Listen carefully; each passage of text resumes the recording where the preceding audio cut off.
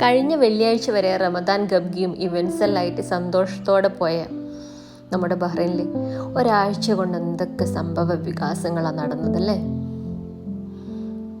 നമ്മൾ ഒരു മാസമായിട്ട് ഇതിൻ്റെ അലേർട്ടും കാര്യങ്ങളും എല്ലാം കേൾക്കുന്നുണ്ടെങ്കിലും ഇത് റിയാലിറ്റിയിലേക്ക് വരുന്ന ഇത്രയും എക്സ്പെക്റ്റ് ചെയ്തില്ലല്ലോ.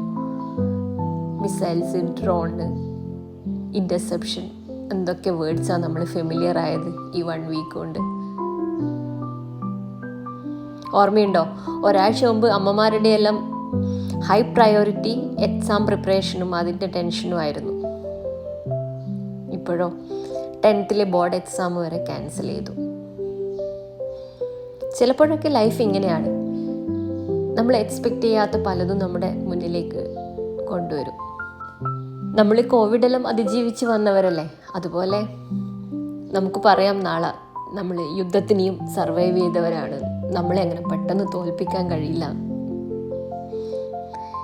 ഇതൊക്കെ നമുക്ക് ഒപ്റ്റിമിസ്റ്റിക്കായി ചിന്തിച്ചിട്ട് പറയാം. എങ്കിലും ഒരു സൈഡിൽ എല്ലാ വാറിൻ്റെയും ഹിസ്റ്ററിയും ഇതുപോലെയുള്ള ജിയോ പൊളിറ്റിക്കൽ ഇഷ്യൂസിൻ്റെ എല്ലാം ഒരു ഡാറ്റ എടുത്ത് നോക്കിയാൽ അത് അവിടെ കിടക്കുന്നുണ്ട്. പക്ഷെ അതൊക്കെ നമ്മൾ ചിന്തിച്ചാൽ കൂടുതൽ അൺസർട്ടനിറ്റി ഫീൽ ചെയ്യും. ഇപ്പം നമുക്ക് ജസ്റ്റ് ഒപ്റ്റിമിസ്റ്റിക്കായി മാത്രം ചിന്തിച്ച് ഈ കറൻറ്റ് മൊമെൻറ്റിൽ അങ്ങ് നിൽക്കാം, അതായിരിക്കും നല്ലത്.